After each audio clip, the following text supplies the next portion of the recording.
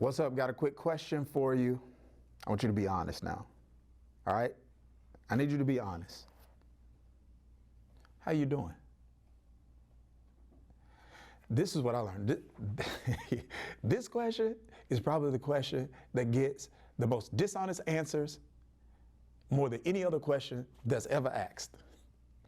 Because when people ask us that question, you know what we generally do? We generally respond without even thinking about it, without even taking the time to pause and reflect and ask ourselves, how am I really doing? People are like, how you doing? Good. How you doing? Straight. How you doing? Without really thinking about it. And I think sometimes we give generic answers to that question because we realize the people that are asking that question really don't want an answer. But it should be somebody in your life that when they ask that question, you know they mean it, and you give them a real answer. And that person is a friend. And I want to spend just a few minutes talking to you about making sure you got some real friends you can be real with. Stay tuned. Yep, so listen, I'm going to ask you this question one more time. I need you to give an honest answer. How are you doing? And here's my question. My question is, here's another question. Another question is this. When was the last time you got asked that question and you felt like the person that asked you that really meant it? And if you do not have people in your life that are asking that question and really mean it, that are asking that question that's ready to receive an honest answer, that's asking that question and they got empathy for the answer that you're about to give. If you don't have that, I am telling you, you don't have a friend. Because I believe friends have traits. I believe we should have a framework for our friendship. I do. I have a framework for our friendship. I used to throw that word around loosely. This is my friend. This is my friend. This is my friend. This is my friend. When I realized and recognized that the Bible kind of gave us a blueprint for friendship, that relationships with God's idea, friendships with God's idea, I'm like, yeah, I'm going to kind of go with God's idea on this and not like culture's idea, because I don't really want the results culture's getting. I'm not hating, I'm just stating, right? I don't want the results. I kind of want, it's like, if I don't like where you ended up, if I don't like your destination, it doesn't make sense for me to take your directions, right? If I don't want to end up where you end up, I don't really want to know how, I don't want to know how you got there. I'm going to take a different route. So, but here's what I'm getting at. When it comes to traits and a framework for your friends, there's something I think a friend should be and do that's super important, just often overlooked. And when I think about it, some of the best friends in my life, I only use that word to describe a few people now. Some of the best friends in my life offer me this. You know what it is? Unceasing encouragement. I hear you. I feel you like, I don't need that. I'm an alpha. I'm driven. I'm type A. I took the disc. I'm personality D. Like, yeah, I get it. But this is what I'm telling you. I think Zig Ziglar said it. Zig Ziglar said it best. He said, somebody said to him one time, I don't believe in all of that encouragement because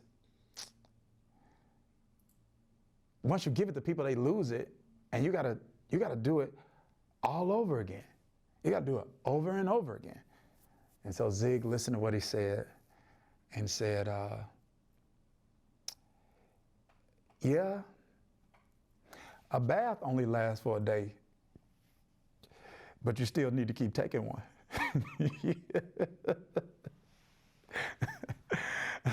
It's still necessary. And so I want us to kind of wrap our head around this, because I'm just telling you, in my experience, there is an epidemic of discouragement. And the epidemic, like the presence of chronic discouragement, to me says there's an absence of biblical friendships. Like friends who don't understand, like, yeah, it's my job to, one, care about where you really are. Where are you emotionally? Where are you relationally? Like to care what headspace you're in, to care about where you really are. But then also to be committed to help encourage you to get to where you need to be. Friends give unceasing encouragement. And I want you to think about this. I'm not talking about flattery. That's not what I'm saying.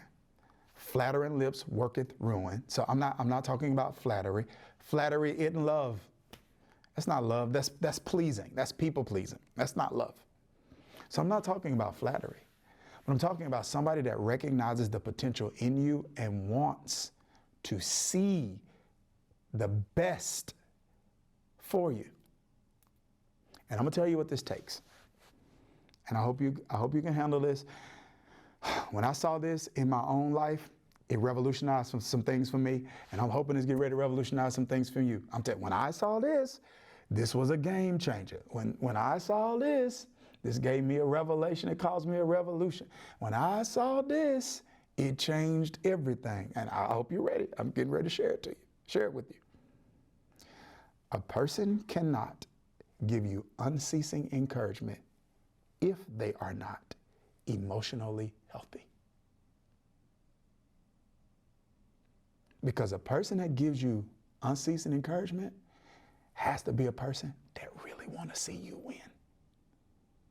Now, let me unpack this a little bit, because I think sometimes we can confuse and we can miss the difference and the distinction between somebody who loves you and somebody who's emotionally healthy.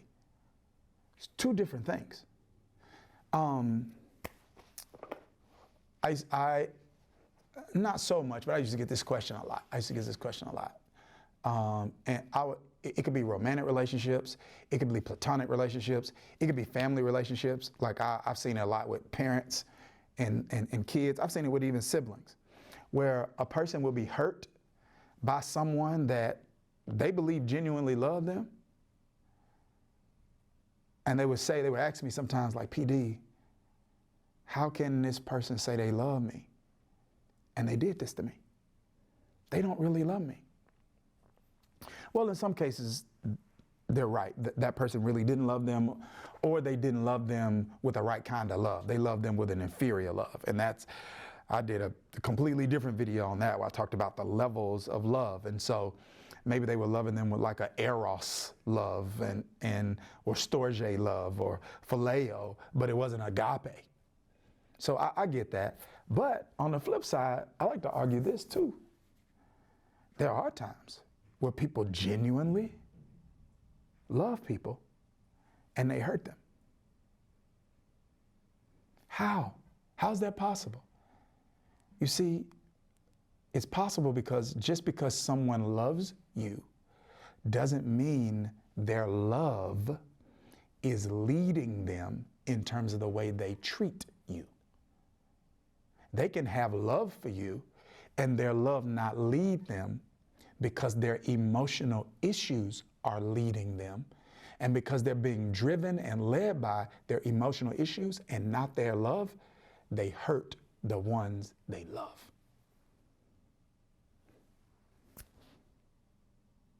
So there are people who love people they jealous of.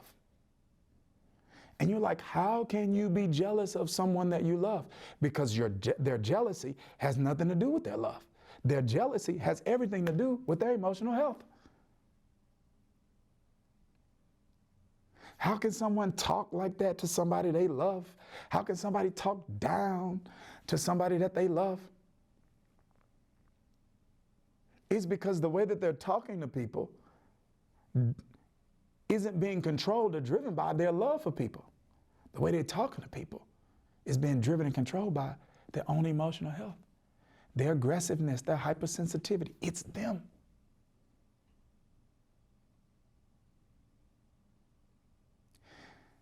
And so many of us have friends in our lives that really love us. But the question is, are they healthy enough for their love to lead them in the way that they are treating us, because it's only when that happens that they're going to give us unceasing encouragement. I know this is a tough pill to swallow. I know this is, and I just want y'all to trust me on this. Just trust me. I've been doing people all my life. That's all that's all I have done is people. Since I was in my early 20s, all I've done, serve people, work with people, and I am telling you, hands down, unequivocally, that very often people are being led by their issues, not by their love. See, this, I could do a completely different video on this. That's why love's not enough. You know, people say, but I love you. But I love you. It's like, I believe it. You probably really do love me. But that's not enough for us to have an amazing relationship. Because your love determines how you feel about me. Your health is what's going to determine how you treat me. And when you get some healthy friends will give you unceasing encouragement. And when you get unceasing encouragement, you will experience unlimited advancement. The sky's the limit to what you can have. What about your friends? Take care.